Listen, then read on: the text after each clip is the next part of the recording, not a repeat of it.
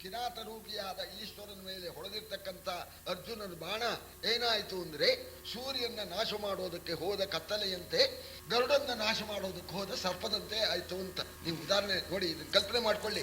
ಸೂರ್ಯನ ನಾಶ ಮಾಡೋದಕ್ಕೆ ಕತ್ಲೆ ಹೋದ್ರೆ ಕತ್ಲೆನೇ ಇರೋದಿಲ್ಲ. ಅಲ್ಲಿ ಗ್ಯಾಸ್ ಲೈಟ್ ಹಚ್ಚಿದ್ರಂತ ಅಮ್ಮ ಆ ಮಗು ಹತ್ರ ಮುಂದಿನ ರೂಮಿಗೆ ತಗೊಂಡೋಗಿ ಇಡು ಅಂತ. ಇಲ್ಲ ಅಮ್ಮ, ಅಲ್ಲಿ ಕತ್ಲೆ, ಗ್ಯಾಸ್ ಲೈಟ್ ಹಚ್ಚಿದ್ರೆ ಕತ್ಲೆ ಅದು ಗೊತ್ತಾಗಲಿಲ್ಲ.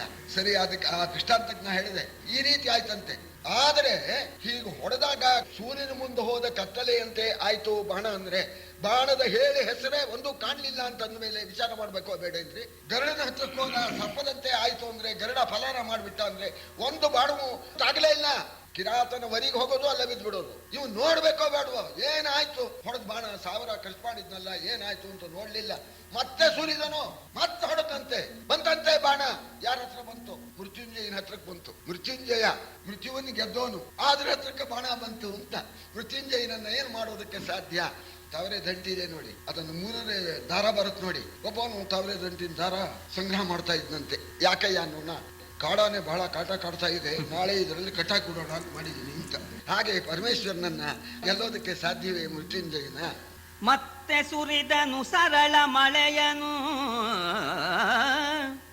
ಅದೆತ್ತನ ಬೆದೆಸೆ ಎತ್ತ ಧಾರುಣಿ ಎತ್ತಲರ್ಜುನ ನೆತ್ತ ಕಪಟ ಕಿರಾತ ತಾನೆತ್ತ. ಹೊತ್ತ ಹೊಗರಿನ ಮೊರೆ ವಗರಿಗಳ ಮುತ್ತು ಗಿಡಿಗಳ ಕೊಳೆವ ಧಾರೆಯ ಮೊತ್ತದಂಬೌಕಿದವು ಮೃತ್ಯುಂಜಯನ ಸಂಖಗೆ. ಬೇಕಾದಷ್ಟು ಅವನಿಗೆ ಅಗ್ನಿ ಕೊಟ್ಬಿಟ್ಟಿದ್ದಾನಲ್ಲ, ಬತ್ತಳಿಕೆ ಖಾಲಿ ಆಗೋದೇ ಇಲ್ಲ. ಸುರಿದು ಬಿಟ್ಟಂತೆ. ಎಷ್ಟು ಮಟ್ಟಿಗೆ ಹೊಡೆದ? ಭೂಮಿ ಕಾಣೋಲ್ಲ, ಆಕಾಶ ಕಾಣೋಲ್ಲ, ಕಿರಾತ ಕಾಣೋಲ್ಲ, ಅರ್ಜುನ ಕಾಣೋಲ್ಲ, ಕಾಡು ಕಾಣೋಲ್ಲ, ಬರ್ತಾ ಇದೆ ಅಂತ. ಹೀಗೆ ಬಂದಿದ್ದೆಲ್ಲ ಕಿರಾತನ ಹತ್ರಕ್ಕೆ ಬಂತು, ಅಲ್ಲೇ ಅಡಿಗೆ ಹೋಯ್ತು. ಆಗ ಕೆರಳಿದನು ಹೇರಂಬ ಗುಹನಬ್ಬರಿಸಿದನು, ರೋಷದಲ್ಲಿ ಮಸಗಿತು ತರತರದವರ ವೀರಭದ್ರಾದ್ಯಖಿಲ ಭೂತಗಣ. ಹರನು ಕಂಡನು ಇದೇನಿದೇನಚ್ಚರಿ, ಧನಂಜಯನು ಯಮಗೆ 100 ಮಡಿ ಕರಹಿತವ ನಿಮ್ಮಿಂದ.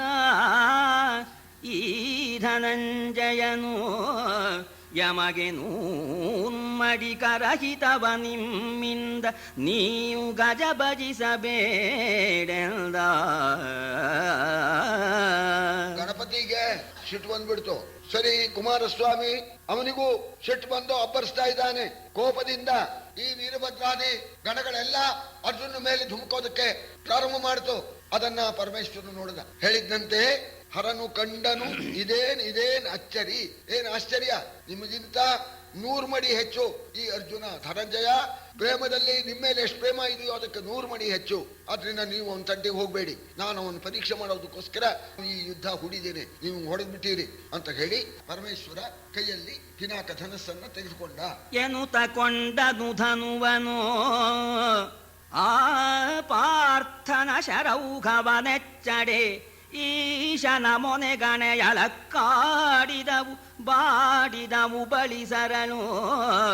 ಕನಲಿ ಕಿವಿವರೆಗುಗಿದು ಫರ ಹೋಗೆನು ತಮಗುಲೆಚ್ಚನು ಧನಂಜಯನು.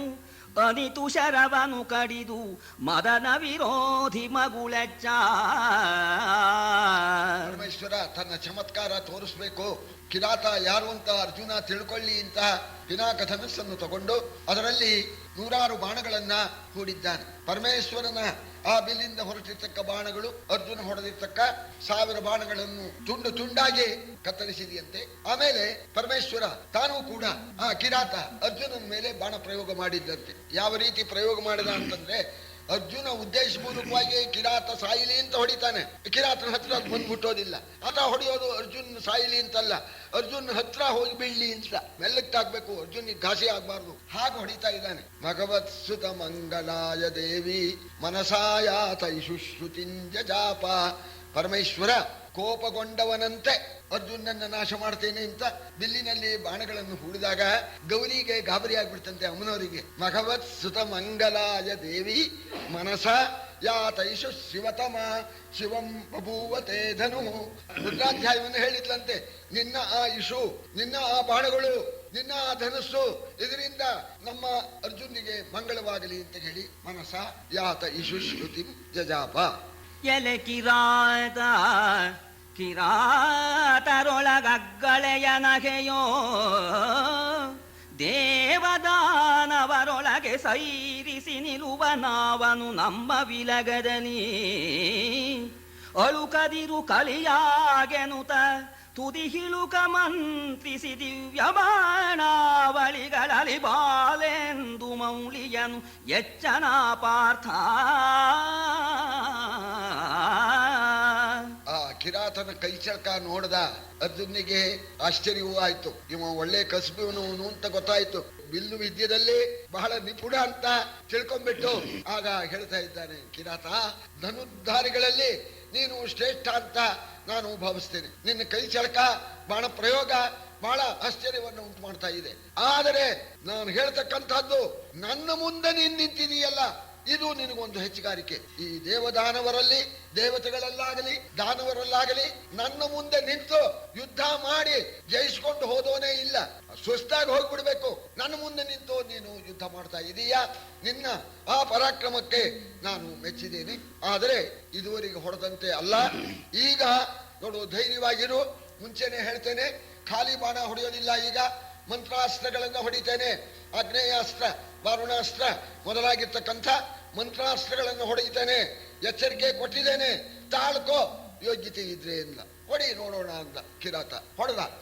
ಏಸು ಮಂತ್ರಾಸ್ತ್ರದನಿ ಮುಸುಕಿದರೆ ಐಸುವನು ಹರನುಂಗಿದನು. ಏಸು ಮಂತ್ರಾಸ್ತ್ರದನಿ ಮುಸುಕಿದರೆ ಐಸುವನು ಹರನುಂಗಿದನು. ಮಗುಳೇಸು ಕೂರಂಬುಗಳ ನೆಚ್ಚರೆ ಕಡಿದ ನಂಬಿನಲಿ. ಈಸು ಬೆಗ್ಗಳರಾರೆನಿಪ ಅಭಿಜ್ಞಾಸೆ ಬೇಡ. ಈಸು ಬೆಗ್ಗಳರಾರೆನಿಪ ಅಭಿಜ್ಞಾಸೆ ಬೇಡ. ಕ್ಷಾತ್ರ ತಾಮಸವು ಏಸು ಬಲುಹೋ ನಿಮ್ಮ ಜಾತಿಗೆ ರಾಯ ಕೇಳೆಲ್ದ. ಅರ್ಜುನ ಹೊಡೆದರೆ ಆ ಕಿರಾತ ನುಂಗಿ ಬಿಡೋನು. ಮಂತ್ರಾಸ್ತ್ರವನ್ನೇ ನುಂಗಿ ಬಿಡೋನು. ಆಗ್ನೇಯಾಸ್ತ್ರ ಫಲಾರ, ವಾಯುವ್ಯಾಸ್ತ್ರ ಫಲಾರ, ಎಲ್ಲ ಮಂತ್ರಾಸ್ತ್ರ ನುಂಗಬೇಕಾದ್ರೆ ಇವು ಕಿರಾತನೇ ನಿಜವಾಗೂ ಇಷ್ಟು ಬಲ ಕಿರಾತನಿಗೆ ಇರುತ್ತೆ. ಇವನು ಯಾರು ಇರಬಹುದು ಅನ್ನೋ ಯೋಚನೆ ಬೇಡವೆ? ಹಾಗೆ ಖಾಲಿ ಬಾಣ ಹೊಡೆದ್ರೆ, 1000 ಹೊಡೆದ್ರೆ ಆ ಕಿರಾತನು 1000ನೇ ಹೊಡೆದು ಅದನ್ನು ತುಂಡು ಮಾಡ್ತಾನೆ. ಇವನು 10 ಹೊಡೆದ್ರೆ ಅವನು 10 ಹೊಡಿತಾನೆ. ನೋಡ್ಕೋ, ತಿಳ್ಕೊ ಅಂತ ಬಾಣಗಳಿಂದ ಕತ್ತರಿಸ್ತಾ ಇದ್ದಾನೆ. ಮಂತ್ರಾಸ್ತ್ರಗಳನ್ನು ಹೊಡೆದ್ರೆ ನುಂಗಿ ಬಿಡ್ತಾ ಇದ್ದಾನೆ. ಈ ರೀತಿ ಮಾಡತಕ್ಕಂಥವನು ಇವನು ಸಾಮಾನ್ಯನಲ್ಲ. ಇವನು ಯಾರಿರ್ಬೋದು ಎಂಬತಕ್ಕಂಥ ಜಿಜ್ಞಾಸ, ಜ್ಞಾತು ಇಚ್ಛಾ ಜಿಜ್ಞಾಸ ಅಂತ ತಿಳ್ಕೋಬೇಕು. ಇವು ಸಾಮಾನ್ಯ ಕಿರಾತನಲ್ಲ ಅಂತ ಸ್ವಲ್ಪನಾರು ಆ ಕಡೆ ನಿಗಾ ಹೋಗ್ಬೇಕೋ ಬೇಡವೋ? ಹೋಗಲಿಲ್ಲ. ನಿಮ್ಮ ಜಾತಿ ನಮಸ್ಕಾರ. ಇವರು ಕಥೆ ಹೇಳೋರು ಹೇಳ್ತಾ ಇದ್ದಾರೆ, ಜನಮೇಜಯ ನಿಮ್ ಜಾತಿ ಅಂತದ್ದಪ್ಪ, ಕ್ಷಾತ್ರ ತಾಮಸ. ಹೊಡಿದೇನೆ ಕಡಿತೀನಿ. ಈ ಕ್ಷಾತ್ರ ಜಾತಿಗೆ ಇರೋದೇ ಅದು, ಹೊಡೆಯೋದು ಕಡಿಯೋದು, ಇನ್ನೇನು ಗೊತ್ತೇ ಇಲ್ಲ. ಸರಿ, ಆಮೇಲೆ ಮಂತ್ರಾಸ್ತ್ರಗಳೆಲ್ಲ ಹೋಗೋಣ. ಆಗ ಮತ್ತೆ ಖಾಲಿ ಬಾಣನ ಹೊಡಿಬೇಕು ಅಂತ ಹೇಳಿ 2 ಬತ್ತಳಿಕೆಗೆ ಕೈ ಹಾಕಿದ. ಕೈ ಹಾಕಿದ್ರೆ ಬತ್ತಳಿಕೆ ಒಂದು ಕಾಂಡವ ವನದ ದಗನದೆ ಬಂದುದು. ಅಕ್ಷಯ ಬಾಣವಿದು ತಾನಿಂದು ಬರತುದು. ಬಹಳ ಜಲನಿಧಿ ಬತ್ತು ಬಂದದಲೇ. ಅಂದು ಕಾಂಡವ ವನದ ದಗನದೆ ಬಂದುದು. ಅಕ್ಷಯ ಬಾಣವಿದು ತಾನಿಂದು ಬರತುದು. ಬಹಳ ಜಲನಿಧಿ ಬತ್ತು ಬಂದದಲೇ. ಇಂದು ಮೌಳಿಯ ಸೇವೆಗಿಂದು ಪುಳಿಂದ ಕಂಟಕನಾದನೆ. ಇಂದು ಮೌಳಿಯ ಸೇವೆಗಿಂದು ಪುಳಿಂದ ಕಂಟಕನಾದನೆ. ಹಾಯೆಂದು ಘರ್ಜಿಸಿ ಚಾಪದಿಂದ ಅಪ್ಪಳಿಸಿದನು ಶಿವನ. ಅಗ್ನಿದೇವ ಖಾಂಡವ ದಹನವಂತ ಕಾಲದಲ್ಲಿ ಯಾವತ್ತೂ ಬತ್ತೋದಿಲ್ಲ ಬಾಣಗಳು ಈ ಬತ್ತಳಿಕೆಯಲ್ಲಿ ಅಂತ ಹೇಳಿ 2 ಬತ್ತಳಿಕೆ ಕೊಟ್ಟಿದ್ದ. ಸಮುದ್ರ ಬತ್ತುವಂತೇನೆ 2 ಖಾಲಿಯಾಯ್ತು. ಇಂದು ಶೇಖರನ ಆ ನನ್ನ ಗುರುವಾಗಿರ್ತಕ್ಕ ಚಂದ್ರಶೇಖರನ ಸೇವೆಗೆ ಇಂದು ಈ ಕಿರಾತ ಕಂಟಕನಾಗಿದ್ದಾನೆ. ಅಷ್ಟುಗಳೆಲ್ಲ ಹೋಯ್ತು, ನುಂಗಿಬಿಟ್ಟ. ಬಾಣಗಳನ್ನು ಹೊಡೆಯೋಣ ಅಂದ್ರೆ ಸಮುದ್ರ ಬತ್ತಿದ ಹಾಗೆ ಬತ್ತಳಿಕೆ ಖಾಲಿ. ಏನ್ ಮಾಡ್ಲಿ ಇವನನ್ನು ಗೆಲ್ಲೋದಕ್ಕೆ ಅಂದ. ಗಾಂಡೀವ ಇದೆಯಲ್ಲ, ಇದೇನು ಇದರಿಂದಲೇ ಹೊಡೆದು ಬಿಡ್ತೇನೆ ಅಂತ ಹೇಳಿ ಗಾಂಡೀವದಿಂದ ಆ ಪರಮೇಶ್ವರನ ಹಣೆಗೆ ಅಪ್ಪಳಿಸಿದನು. ಬಲವಾಗಿ ತೊಟ್ಟಂತೆ ಒಂದೇಟ. ಅದು ಬಾಕಿ ಇವ್ರ ತಲೆ ಆಗಿದ್ರೆ ಒಡೆದೋಗ್ಬಿಡೋದು. ಇದು ಒಂದು ಸ್ವಲ್ಪ ಗಾಯ ತೋರಿಸ್ಕೊಂಡ ಪರಮೇಶ್ವರ. ಬಾಕಿ ಇವ್ರ ತಲೆ ಆದ್ರೆ ಗಾಂಡೀವದ ಹೊಡೆತಕ್ಕೆ ಒಡೆದೇ ಹೋಗ್ಬಿಡೋದು. ಕಳಚಿದನು ದಂಡೆಯಲಿ ಗಾಯದಲಳುಕಿದ ನಲಾಯನು ತಮಗುಳಪ್ಪಳಿಸಿದನು. ಮೇಲ್ವಾಯ್ದು ಹೊಯ್ದನು ಜರೆದು ಝೋಂಪಿಸುದ. ಹೊಡೆಯೋಣ ಒಂಚೂರು ಎಲ್ಲೋ ಚರ್ಮ ಸುಲ್ದಾಗಿ ಕಾಣಿಸ್ತಂತೆ. ಒಂಚೂರು ದೂರದಿಂದ ಹೊಡೆದಿದ್ದಕ್ಕೆ ಹೀಗಾಗಿದೆ. ಹತ್ರಕ್ಕೆ ಹೋಗಿ ಹೊಡೆದು ಬಿಟ್ರೆ ಚೆನ್ನಾಗಿ ಏಟ್ ಬಿದ್ಬಿಡುತ್ತೆ ಅಂತ ಅರ್ಜುನ ಹೊಡಿತಾ ಕಿರಾತನ ಹತ್ರಕ್ಕೆ ಹೋದ. ಅವನು ಉದ್ದೇಶವೂ ಅದೇನೆ, ಹತ್ರಕ್ಕೆ ಬರ್ಲಿ ನೀಲ್ ಕಿತ್ಕೊಂಡ್ಬಿಡೋಣ ಅಂತ. ನೀವು ಹೊಡಿತಾ ಹೋಗೋಣ, ಬಿಲ್ಲನ್ನೇ ಕಿತ್ಕೊಂಡ್ಬಿಟ್ಟ. ಮೆಲುನಗೆಯಲಿ ಅರ್ಜುನನ ಚಾಬವ ಸೆಳೆದುಕೊಂಡನು. ಮೆಲುನಗೆಯಲ ಅರ್ಜುನನ ಚಾಪವ ಸೆಳೆದುಕೊಂಡನು. ತನ್ನ ಬೆಳವಿಗೆಯ ಮಾಡಿದನು ಉಘೇ ಎಂದುದು ಸುರಸ್ತೋಮ.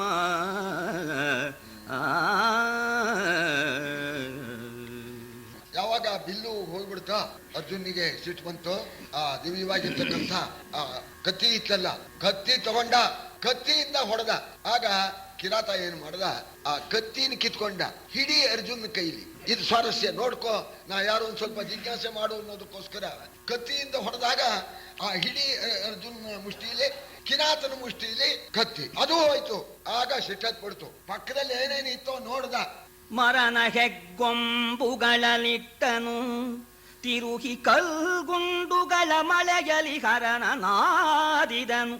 ಏನನೆಂಬೆನು ಪಾರ್ಥನು ರವಣೆಯ ಸರಳ ಸಾರದಲ್ಲಿ ನಿತುವನು ಕತ್ತರಿಸಿ ಕರುಣಾವನಧಿ ನುಡಿದನು.